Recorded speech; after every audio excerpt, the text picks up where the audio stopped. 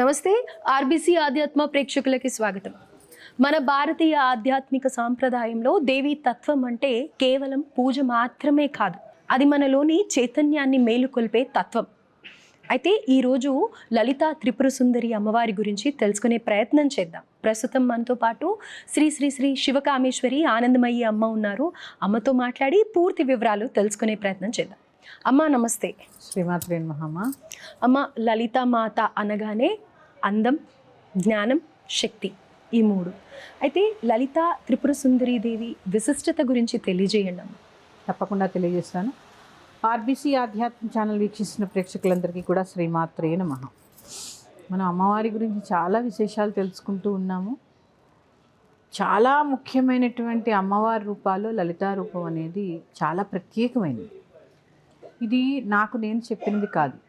రామకృష్ణ పరమహంస నాకు ఎన్నో అవతారాల్లో అమ్మ దర్శనం ఇచ్చారు, కానీ అన్ని అవతారాల్లోకి చాలా అతి సుందరమైన అవతారం ఏదైనా ఉంది అంటే అది లలితా పరమేశ్వరి అన్నారు. అంటే అంత లావణ్యవతి, అందుకే ఆవిడ మీద సౌందర్య లహరి రచించడం జరిగింది. ఇక్కడ ఏ సౌందర్యము అంటే బాహ్య సౌందర్యము కన్నా కూడా అంతః సౌందర్యం, అంటే స్థూలము కన్నా కూడా సూక్ష్మ సౌందర్యం. ఆయుధాలు పట్టుకుంది, చెరుకు గడ ధరించారు, లేక పాశాంకుశాలు ధరించారు, పుష్పబాణాలు ధరించారు అని చెప్పి మనం ఎప్పుడూ మాట్లాడుకుంటూ ఉంటాం. దాని వెనుక కనుక ఆంతర్యం కనుక మనం తెలుసుకోగలిగితే అసలు మన జీవితం ధన్యం. క్లుప్తంగా, ఎందుకంటే నేను అనుభవించిన దాంట్లో, ఉపాసనలో నేను అనుభవించిన దాంట్లో, ప్రత్యేకంగా లలితా భక్తురాలిగా ఉపాసనలో భాగంగా కొంత అనుభవంలోకి వచ్చిన విషయాలు, అవి చూసినప్పుడు మనకి తెలియకుండానే పరవశాన్ని పొందుతూ ఉంటాం. అది మీతో పంచుకునే ప్రయత్నం చేస్తాను. ముఖ్యంగా మనకి అమ్మవారి గురించి చెప్పేటటువంటి ముఖ్యమైన వాటిల్లో లలితా సహస్రనామం, లలితా త్రిపుర సుందరి యొక్క ధ్యాన శ్లోకాలు. సింధూరారణ విగ్రహాన్ త్రినయనాం మాణిక్యమౌళిస్ఫురత్తారానాయక శేఖరాం స్మితముఖీం ఆపీన వక్షోరుహాం పాణిభ్యాం అళిపూర్ణరత్నచషకం రక్తోత్పలం బిభ్రతీం సౌమ్యాం రత్నఘటస్థ రక్తచరణాన్ ధ్యాయేత్ పరామంబికాం. ఆ శ్లోకమే చూడండి ఎంత బాగుందో. అసలు ఆ అమ్మ 1000 శ్లోకాల్లో అమ్మ ఎలా ఉంటుంది అనేది ఆ 3-4 ధ్యాన శ్లోకాల్లో ఉంటుంది. ముఖ్యంగా మొదటి ధ్యాన శ్లోకం. అసలు ఈ త్రిపుర సుందరి అంటే ఏంటి, త్రిపురమే ఎందుకు వచ్చింది, పురము అంటే ఏంటి? పురము అంటే పట్టణము అని ఒక అర్థం అయితే స్థితి అని ఒక అర్థం. ఎలాంటి స్థితి? ఆవిడ పేరు చూడండి, బాల త్రిపుర సుందరి, లలిత త్రిపుర సుందరి. మరి ఆవిడకే ఎందుకు వచ్చింది త్రిపుర సుందరి అనే పేరు, మిగిలిన దేవతలకు ఎందుకు లేదు అంటే సృష్టి మొదలు కానప్పటి నుంచి ఉంది కాబట్టి త్రిపుర సుందరి. ఎట్లా? భూత భవిష్యత్ వర్తమాన కాలములకు అతీతమైనది. జాగృత్ స్వప్న సుషుప్తి అనే 3 అవస్థల కన్నా అతీతమైనది. చూడండి, ఆ యొక్క సంధ్యలు 3 కాలాలు, ఉదయము, మధ్యాహ్నము, సాయంకాలము. చూడండి, త్రిసంధ్యలు అంటూ ఉంటాం. వీటికన్నా అతీతమైనది, అంటే వీటికన్నా ముందు ఉన్నది కాబట్టి ఆవిడ పేరు త్రిపుర సుందరి. అంటే ఇక్కడ పురము అంటే పట్టణము, 3 పట్టణములు పాలించేది. ఏ పట్టణములు? నీలో ఉండే 3 పట్టణములు, ఇచ్ఛాశక్తి, జ్ఞానశక్తి, క్రియాశక్తి అనే పట్టణములను పాలించేది. తర్వాత వాగ్భవ కూటము, కామరాజ కూటము, శక్తి కూటము, ఈ 3 కూటములను పాలించేది కాబట్టి త్రిపుర సుందరి. చూడండి ఎన్ని ఉన్నాయో. వీటన్నిటికంటే కూడా చాలా లావణ్యవతి, అతి సౌందర్యవతి త్రిపుర సుందరి. ఇప్పుడు నేను చెప్పాను, సింధూరావరణ విగ్రహాన్ త్రినయనాం. మంచి సింధూరము అరుణము కలిపినటువంటి రంగులో ఉంటుందట విగ్రహం, అమ్మవారి విగ్రహం. అంటే ఆ ఛాయ్ చూడండి, అరుణము అంటే ఎరుపు, సింధూరము అన్న కొద్దిగా కాషాయంలో ఉండేటటువంటి ఎరుపు. ఈ 2 కలగలిపినటువంటి రంగులో ఉంటుంది. ఎట్లా ఉంటుంది చూడండి, బాలభాస్కరుణ్ణి చూడండి ఎలా ఉంటాడు, అదే రంగులో ఉంటాడు, ఎరుపు కాషాయం కలిపిన రంగులో ఉదయిస్తూ ఉంటాడు. మళ్ళీ అస్తమించే సమయానికి కూడా అలాగే ఉంటాడు. అంటే చూడండి, అలాంటి రంగు కలది సింధూర అరుణ విగ్రహాన్. మరి అరుణం అంటే ఏంటి? అరుణము అంటే ప్రకాశించేది, అరుణము అంటే ఎరుపు, అరుణము అంటే జ్ఞానము. ఎల్లవేళలా జ్ఞానముతో ప్రకాశించేది కాబట్టి త్రిపుర సుందరి. ఎలాంటి జ్ఞానము? కరుణతో కూడినటువంటి జ్ఞానం. కరుణా తరంగితాక్షి, కరుణ ప్రసరించేటటువంటి కన్నులు కలది, కంటి చూపే. అందుకే అమ్మవారి యొక్క కడగంటి చూపు పడితే చాలని చెప్పి మనం అందరం కూడా ఆవిడని వేడుకుంటూ ఉంటాం. క్రీగంటి చూపు చూడమ్మా, మొత్తం కడగంటి ఇట్లా చూడమ్మా నన్ను ఒక్కసారి అంటే ఆ ఒక్కసారి ఆవిడ చూపు మన మీద పడితే కరుణ అమ్మ కదా. ఆ కరుణాతత్వం. సింధూరారుణ విగ్రహం త్రినయనం. మళ్ళీ ఎక్కడున్నాయి? 3 కన్నులు కలది. ఈ 3 కన్నులు ఏంటి? మనకి ఉన్నాయి కదమ్మా ఈ చర్మచక్షువులు, మనకి ఉన్నాయి. ఇవి చర్మచక్షువులు అయితే జ్ఞానచక్షువు మనకు కూడా ఉంటుంది.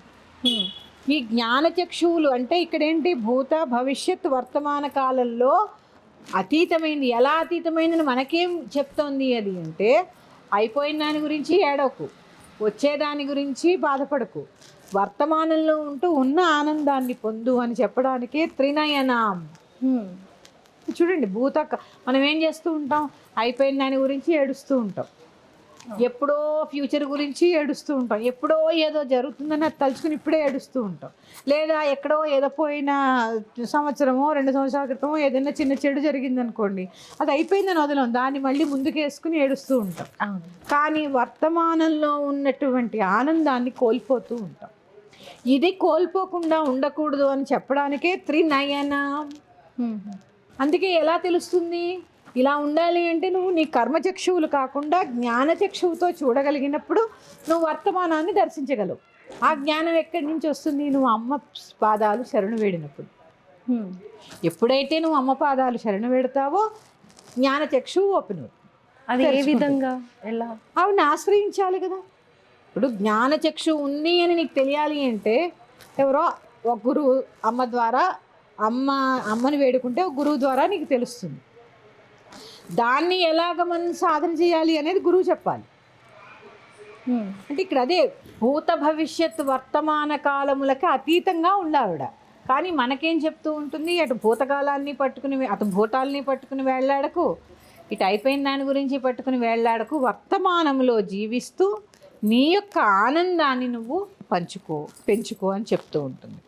తర్వాత మాణిక్యమౌళి స్ఫురత్, మాణిక్యాలు పొదగబడినటువంటి కిరీటాన్ని ధరించి ఉంది. ఎట్లాంటి మాణిక్యాలు? అసలు ఈ రాళ్ళు కాదుగా, వజ్రాలు, వైఢూర్యాలు, లేకపోతే పచ్చలు, కెంపులు, పగడాలు, ముత్యాలు, ఇవి కాదు. ఏం ధరించింది? మాణిక్యమౌళి స్ఫురత్. ఎలాంటి రత్నాలు ధరించింది అంటే, ఇప్పుడే చెప్పాను, భూత భవిష్యత్ వర్తమాన కాలములకు అతీతమైనది, జ్ఞాన సంపద కలిగినది, జ్ఞానం అనే ప్రవాహం కలిగినది. అంటే ఇక్కడ ఏమైంది? ఒక్కొక్క స్థితిలో దాన్ని ఏమంటారు? ఆ స్థితి, అమ్మవారి స్థితి ఏంటి? ఎటువంటి ఆవిడ మీద చిన్న మచ్చ కూడా లేదు కదా. ఎలాంటి మాణిక్యాలు ఉన్నటువంటి కిరీటాన్ని ధరించింది. మామూలుగా మనం ఒక రాజు ఉన్నాడమ్మా, ఎలాంటి కిరీటాన్ని ధరిస్తాడు? ఒక రత్నాలు పొడిగినటువంటి కిరీటాన్ని ధరిస్తాడు ఒక రాజు, రాణి. ఆవిడెవరు? మహారాజ్ఞి. దేనికి మహారాజ్ఞి? 84 లక్షల జీవరాశులకి తల్లి. అంతేకాకుండా ఇంకా తెలుసా, ఈ 84 లక్షల జీవరాశులకి భోజనం పెట్టే తల్లి. మరి ఆవిడ ఎలాంటి కిరీటాలు ధరించాలి? నీకు రేపు ఆహారాన్ని ఇవాళే సమకూరుస్తుంది. ఆవిడ దగ్గర ఉన్నటువంటి 64 కోట్ల మంది యోగినులకి రేపటి ఆహారం కానీ, రేపు వాళ్ళకి ఏం కావాలో ఇవాళే ఆవిడ అరేంజ్ చేస్తూ ఉంటుందట. కాబట్టి అంటే అందరి యోగక్షేమాలు చూసుకునేటటువంటి అపురూపమైనటువంటి మనస్తత్వం కలది కాబట్టి మాణిక్యమౌళి స్ఫురత్. అది కదా కిరీటం. ఇప్పుడు నేనున్నానమ్మా, మీకు ఏదైనా చేస్తారనుకోండి, అమ్మా అని మీరు అంటారా లేదా? మరి ఆవిడ అమ్మ జగన్మాత ఇన్ని ప్రాణుల్ని రక్షిస్తుంది కాబట్టి మాణిక్యమౌళి స్ఫురత్. తర్వాత తారానాయక శేఖరాం, చంద్రవంకని. అంటే చంద్రుడు ఎలా ఉంటాడు? చల్లగా ఉంటాడు. అంటే అక్కడ అర్థం ఏంటి? ఎప్పుడూ కూడా ప్రశాంతంగా ఉంటుంది. ఇంకా చూడండి, మన దగ్గర లేనిది మనం ఎలా ఉండాలో చెప్పేలా ఉన్నది. స్మితముఖీ, ఎప్పుడు ఒక సన్నని చిరునవ్వు కలది. ఈ ప్రపంచంలో ప్రళయాలు వస్తూ ఉంటాయి, తను సృష్టించిన పిల్లలు చచ్చిపోతూ ఉంటారు, మళ్ళీ పుడుతూ ఉంటారు. అలా అమ్మ ఏమైనా బాధపడుతూ కూర్చుంటుందా? వెళ్ళిపోతూ ఉంటుంది. కానీ ఎప్పుడు బాధ ఉంటుంది తల్లిగా. అందుకే కానీ ఏం చేసింది, మొహం మీద చక్కటి చిరునవ్వు. స్మితముఖీ ఆపీన వక్షోరుహాం. విశాలమైనటువంటి వక్షస్థలం అమ్మకి ఎందుకుంది అంటే 84 లక్షల జీవరాశికి తన స్తన్యము ద్వారా ఆహారాన్ని ఇస్తోంది. చూడండి, ఇక్కడ మా పుట్టిన చీమకి దోమకి కూడా ఆహారం దొరుకుతుంది. చూసారా, గమనించారా మీరు? వాటికి ఎవరు పెడుతున్నారు? జలచరాలకి, నీళ్ళల్లో ఉన్న వాటికి. నాచు ఎందుకు పుట్టించింది? తినడానికి. చూడండి, అంటే 84 లక్షల మన కంటికి కనపడని సూక్ష్మజీవులు. మరి వీటిన్నిటికీ ఆహారం ఎక్కడి నుంచి వస్తుంది? అందుకే ఆపీన వక్షోరుహాం. పాణిభ్యాం అళిపూర్ణ రత్న చషకం. పాణి అంటే చెయ్య. ఆ చేతిలో ఏం కలిగి ఉంది? మళ్ళీ ఇక్కడ రత్నాలు పొదగబడినటువంటి రత్న కలశాన్ని, రత్న భాండాగారాన్ని పట్టుకుని ఉంది. భాండాగారం అంటే రత్నాలు పొదిగినటువంటి కలశాన్ని ఒక చేత్తో పట్టుకుంది. ఇక్కడ అర్థం ఏంటమ్మా? రత్నాలు ప్రతి దాంట్లో రత్నం రత్నం అంటున్నారు. ఏంటి రత్నం? మన పిల్లలు రత్నాలు, మన భర్త మనకు దొరికినటువంటి రత్నం, మన అత్తమామలు. ఏదో అన్నం తింటే ఆహారం అరగడం ఒక రత్నం, స్నేహితుల్ని కలిగి ఉండడం ఒక రత్నం, మంచి వాక్కు కలిగి ఉండడం ఒక రత్నం. ఇవన్నీ నీ జీవితంలో ఉన్నా ఇంకా ఏదో లేదని ఏడుస్తూ ఉంటావు. అవును. ఉండడానికి ఇల్లు ఉంది, వేసుకోవడానికి మంచి బట్టలు ఉన్నాయి, మాట్లాడడానికి 4 స్నేహితులు ఉన్నారు, బంధువులతో సంబంధ బాంధవ్యాలు ఉన్నాయి, అన్యోన్యమైన దాంపత్యం ఉంది, చక్కటి సంతానం ఉంది, 60 ఏళ్ళు వచ్చినా 80 ఏళ్ళు వచ్చినా అమ్మ అని పిలిచే అమ్మ పిలుపుంది. ఇన్ని ఉన్నా ఏదో లేదని ఏడుస్తూ ఉంటావు. నీ చేతిలోనే నీ జీవితం రత్నాలు పొదగబడి ఉంది. ముందు నీ చేతిలో ఏముందో నువ్వు చూసుకో. అందుకని ఏం చేసింది? పాణిభ్యాం అళిపూర్ణ రత్న చషకం. పూర్ణ కలశం నీ చేతిలోనే ఉంది. పూర్ణ కలశం ఏంటి? నీ జీవితం. కానీ అది ఇది అని లేదని చెప్పి ఇది చూడకుండా, ఈ కలశాన్ని చూడకుండా పక్కింటి వాడు డూప్లెక్స్ హౌస్ కట్టుకుంటే నాకు లేదని ఏడుస్తూ ఉంటాం. అంటే మన జీవితంలో ఏది ఉందో దాన్ని చూడం మనం. మన జీవితంలో ఉన్న ఆనందాన్ని మనం గమనించం. పోటీతత్వం. ఏ పోటీ? అది మళ్ళీ ఆరోగ్యకరమైన పోటీ కాదు. ఆ డూప్లెక్స్ కట్టున్నారు, మనకు కట్టుకునే స్తోమత లేదనుకోండి, ఎక్కడ కడతాం? మరి ఏడిస్తే వస్తుందా? అదో సామెత ఉంది, మనకి లేదని ఏడిస్తే ఒక్కను, వాడికి ఉందని ఏడిస్తే ఇంకొకను 2 కళ్ళు పోతాయి. అంటే ఈ రకంగా మనం ఎప్పుడూ మనిషి యొక్క ఆలోచన అలాగే ఉంటుందమ్మా. అందుకే కానీ అలా ఉండద్దు. ఎలా ఉండమంటుందమ్మా? పాణిభ్యాం అళిపూర్ణ రత్న చషకం. నీ జీవితం నీ చేతుల్లో రత్నాలు పొదగబడి ఉంది. ఎంతమంది భోజనం లేకుండా బాధపడుతున్నారు? కానీ నువ్వు పొద్దున్న టిఫిన్ చేస్తావు, మధ్యాహ్నం భోజనం చేస్తావు, రాత్రి మళ్ళీ అల్పాహారమో భోజనమో తీసుకుంటావు. దీనికి ఏం వెతుక్కోవట్లేదే నువ్వు, కానీ ఇంకా లేదని ఏడుస్తూ ఉంటావు. చూడకు, నీ చేతిలో ఉన్న దాంతో తృప్తిగా ఎప్పుడైతే నువ్వు తృప్తి పడతావో నీ జీవితంలో ఏమున్నాయో అప్పుడు నీకు అర్థమవుతుంది. వాణిభ్యాం అళిపూర్ణ రత్న చషకం రక్తోత్పలం బిభ్రతి.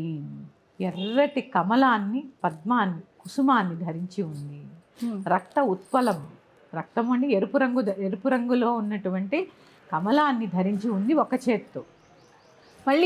మళ్ళీ ఇలా ఉందండి. ఇన్ని ఉన్నాయి కదండి లక్షణాలు అమ్మకి. మనకు కాస్త ఏదైనా రాగానే మనం ఏమవుతాం? అబ్బా నేను కాబట్టి అంటే గొప్పగా ఫీల్ అవుతాం. కానీ ఆవిడ ఎలా ఉంది? సౌమ్యం. అందుకే ఆవిడ లలితా త్రిపుర సుందరి అయింది. చూడండి, స్మితముఖీ సౌమ్యం. మొత్తం జీవరాశికి ఆహారాన్ని పెట్టేటటువంటి స్థితిలో ఆవిడుంది. 84 లక్షల జీవరాశులకి.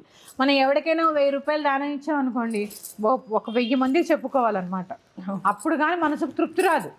నేను అక్కడ 1000 రూపాయలు ఇచ్చా, నేను అక్కడ 1000 రూపాయలు ఇచ్చా అంటే ఒక 1000 మందికి చెప్తాను లేచిన దగ్గర నుంచి. నేను ఇచ్చా ఈ నేనులో కొట్టుకుపోతూ ఉంటాం. కానీ ఆవిడ 84 లక్షల జీవరాశులకి ఆహారాన్ని అందిస్తూ కూడా ఎలా ఉంది?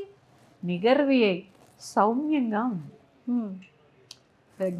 అసలు అహంకారంతో ఉంటాం స్త్రీలో, ఆ అహంకారం లేకుండా ఎలా ఉంది?